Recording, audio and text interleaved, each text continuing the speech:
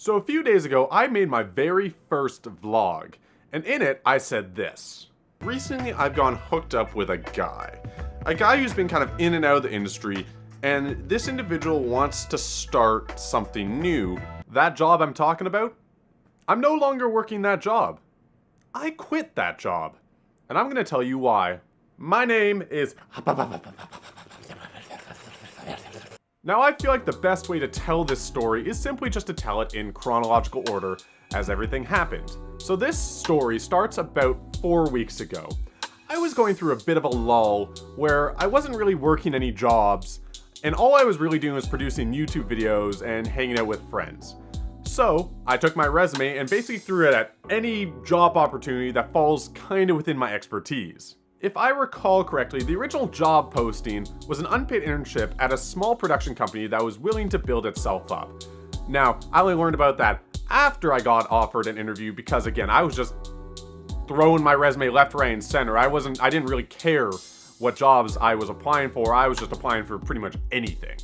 Now, as I mentioned, I received an email asking me to come to their office and to do a half-an-hour interview. So I did just that, and this is where things start to get a little interesting. So I get there, and I instantly think I'm in the wrong place because I'm at a bar. The location, the address that they gave me was a bar. So I call up the guy and say, hey, I'm outside the address you gave me. He said, perfect, I'll be down in a moment. And sure enough, some guy came down from upstairs of the bar and let me in and shook my hand and brought me back upstairs with him. If I were to describe this space simply, imagine the inside of a safe and expand it by 100 times and paint half of it green, and that's what this room looked like. There were no windows. Again, half the walls were painted green, clearly to be a green screen, and inside the room there were chairs and couches and lots of instruments, miscellaneous pieces of equipment, and a small recording booth in the corner. So this guy, we're gonna call him Jim. Now, the first thing I noticed about Jim is just how stoned he looked. His eyes were slant, he seemed dazed and confused, and when he started talking slowly and basically mentioned to me that he hasn't actually seen my resume and his assistant set everything up for today, so he was really just coming into every single interview fresh and without knowing who the candidates are that he's about to interview. Without sounding too boastful, Jim was very impressed, and he was mentioning that he might want me to run some shows or be a creative lead on the team or something like that.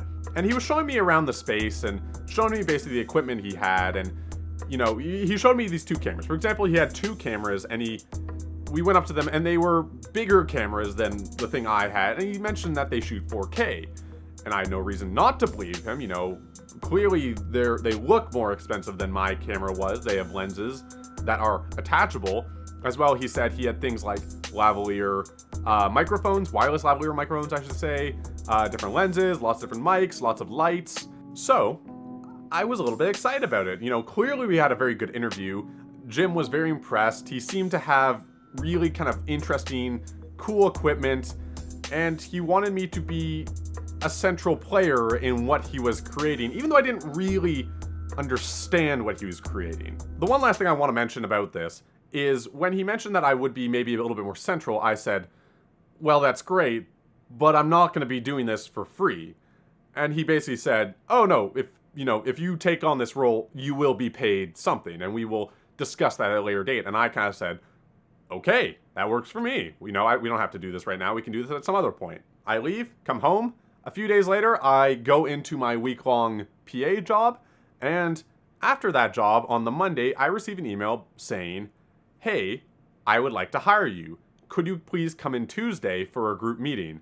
And I was like, sure, dude, Jim, guy. I arrive on Tuesday. I'm a little bit more encouraged because it's not only me there, about 10 to 12 other people from lots of different backgrounds show up to, in theory, work on this internship. Jim sits us all down and he basically explains what we're going to be doing over the next little bit of time.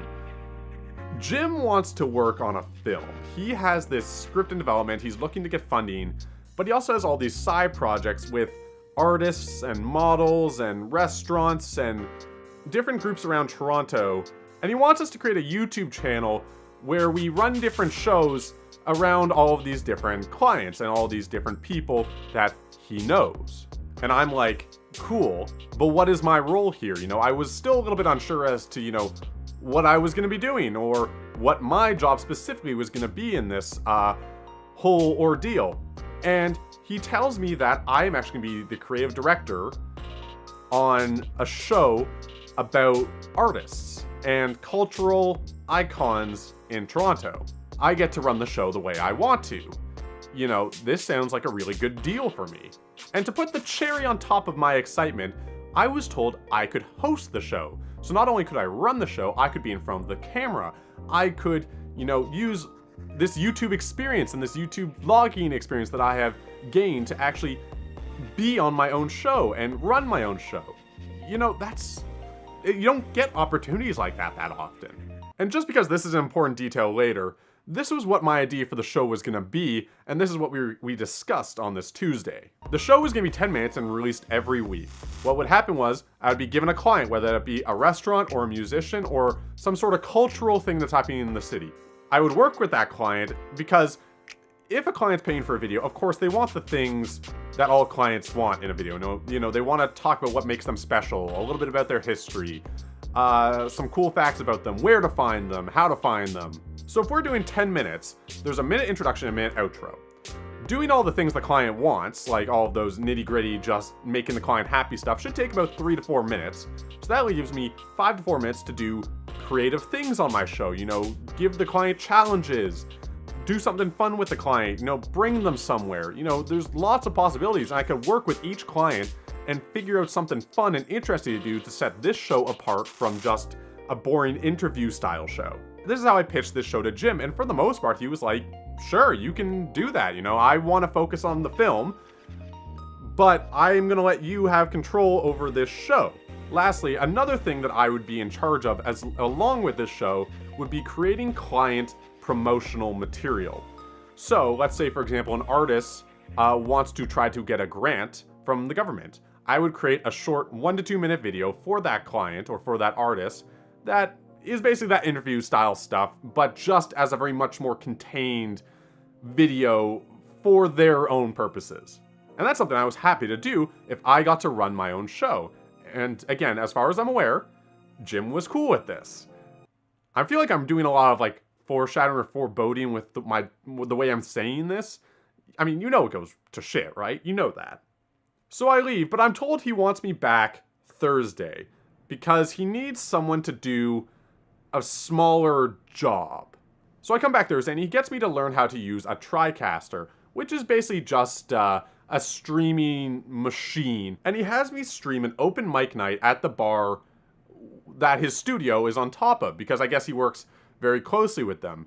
So I basically learned how to do this. I get a little bit of money, but I found the idea of it a little strange. You know, if you're home on a Thursday night, are you really gonna watch a stream of an open mic night at some random bar in Toronto?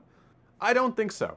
And even though I kind of brought up to him being like, you know, I don't think many people are gonna watch this, he kind of said, oh, you know, this is just a deal I have. You know, you don't really have to put that much effort into this. So Monday was a holiday, Tuesday rolls around, and we said, hey, let's all get here for 9 o'clock in the morning. We'll work straight through the day, you know, basically create a 9 to 5 job. And this is where things start to fall apart.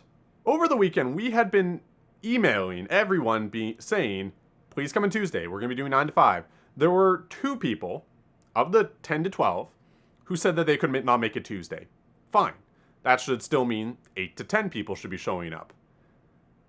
On Tuesday, in the morning, the only people that showed up were me, Jim, and one other person. Good start. So we're sitting there and we decide, well, we can't get much work done. Jim, why don't you tell us exactly what is happening here? You know, you've explained, you know, the basics of what is going to be happening on this channel, but we haven't actually heard what the specific shows are going to be, you know, what their timeline is going to be, who's going to make them. So I think the only way to fully explain just how ambitious And unfocused Jim is to explain each of the shows that he wanted to do on a single YouTube channel with only 10 to 12 people when already well more than half the group has not shown up on the first day. So as I mentioned earlier, I would run my own independent show, and I would be doing these short promotional videos for artists. Jim also wanted to do a show on models, and he wanted to do a smaller show on models. So a more kind of, instead of being a 10-minute show, a 5-minute show, as well as promotional material for them as well. As I mentioned earlier, Jim also does this live stream. What he wants to do is take the live stream, about a 5-hour live stream, edit it down to about an hour to half an hour, and put that on the channel as well. Jim also knows 2 people who have apparently invested a decent amount of money into a cryptocurrency. And not Bitcoin, some random ass cryptocurrency that I never heard of. And apparently Jim has a deal with these guys where Jim will create a show, a weekly show, for them as well. I should mention, these 2 people are not a part of our team. These are just 2 people that I guess have sweet talked Jim into a show that we have to put the work into. Not only that, but Jim also knew another guy who wanted a show on the channel that was around bodybuilding and healthy lifestyles and healthy eating. And again, this person also was not on the team. This was just someone Jim knew. So to sum that all up, Jim wanted a channel that centered around Toronto culture, models, cryptocurrency, a healthy lifestyle and bodybuilding, an open mic night stream, as well as promotional material for all groups involved. Talk about someone who is far too ambitious, has far too many ideas going on at once, and is far too unfocused. You know, when you launch a channel, you do need to try to hit a target audience. You need to market this channel to a specific group. And there's just so much happening there at once that, you know, what do you do with this, you know? So I was beginning to have my doubts about the project around now. I was thinking, okay, I get my show, but there's all this other shit happening at once on this channel, in theory being made by people that on the first day didn't show up. Even though we were supposed to work for a full day and get everything started and get everything organized, I was out of there by noon. After talking to Jim about the projects and teaching this other guy how to use the TriCast, there was nothing left for us to do. You know, there's no team anymore, like there. You can't do anything without a team. I can't produce a show like that entirely on my own. So Jim sends out an email, again, just reiterating, please, everyone come in tomorrow. We're gonna be at 9:30 in the morning. Let's get everyone involved. Let's just, you know, the first day didn't work out. Let's just get right into this. The second day shows up, and you remember those 2 people that actually sent emails saying that they weren't gonna show up on the first day? They came. I came. Jim showed up as well. And that was it. I'm not even kidding. So I'm a little bit frustrated at this moment. You know, again, I'm in theory going to be a central part of this channel that has no direction and is so unfocused and has all this shit going on at once. No one's showing up.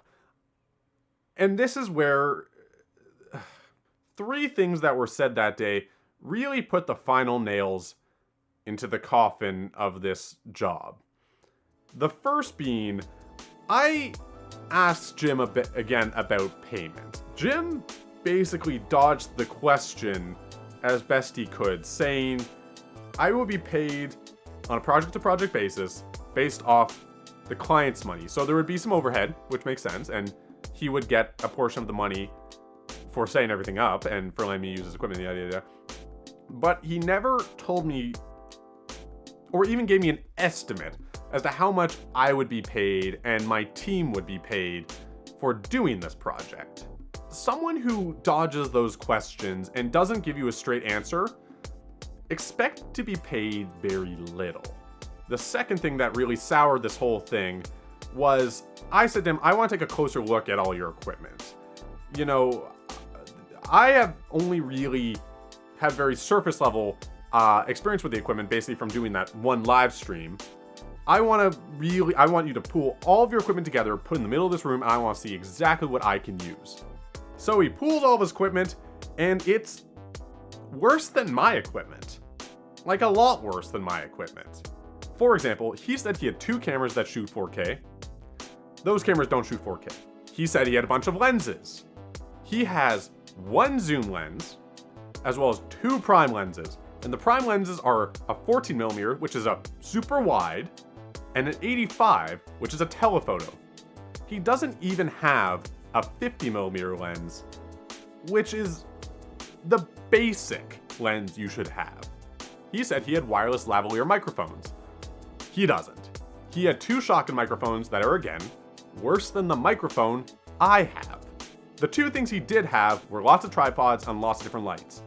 But that can only take you so far if the camera and audio equipment you have only records subpar footage and sound.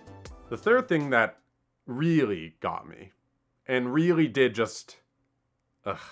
When I pitched the show to Jim, I pitched it as we were gonna have 1 client per episode. You know, again, as I mentioned earlier, that way, you know, even though I have to spend, you know, a minute at the intro and outro and like 4 minutes on doing client shit, at least for half that time, I could do something fun. I could do something creative. You know, I could think outside the box and, you know, really try to do something that's unique and different. What I was told was that we were going to bump it up to a 12-minute episode, and we were going to have 3 clients on per episode. Now, the only good thing about that is that's 3 people now who are going to pay you to be on that episode. Everything else about that is negative. For example, instead of spending 8 minutes on 1 client, I now have to spend about 3 minutes on a client. So, as I mentioned earlier, the clients want their client things, and they want to make whatever they represent, whether it be themselves or a restaurant, to look really good. You know, you still need like 2 or 3 minutes to do that, and that only leaves me about a minute to do something fun, and you can't do something fun in a minute. That's not how that works. As well, when the video is done, you have to send it to the client in order to make sure the client is happy with the product that they paid for. Now I have to do that for 3 clients. So the show became something that I didn't want to work on. It became boring. So I went home that evening and I thought about it and I quit the show. You know, there's nothing in there for me anymore. You know, why would I want to work on an unfocused channel on a show that I now have no creative freedom with equipment that's not very good, and do it pretty much on my own? You know, there's a situation here where he needs me more than I need him. And if he was paying me, that's one thing, but he's not. So why would I do this? Creating YouTube videos on my channel is literally more productive way for me to spend my time than working over there on that channel. Anyways, this was kind of just therapeutic for me, just to get this out there and to talk about it, because I've just been ranting about this with like my parents for the past little bit. And I'm still all antsy about it and kind of, yeah, pissed off with it and myself and whatever.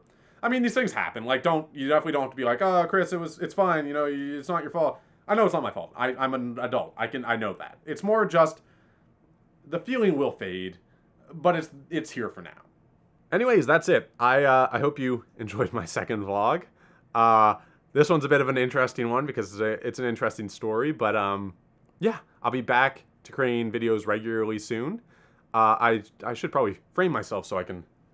If you want to check out another video, click the link right here. I think it's going to be here. If you want to, and if you are a nice person and a lovely person, you think that I have a face that's nice, you can click the subscribe button right here. And I'll catch you next time. You know, there'll be a video soon. I got fucking time to make videos. So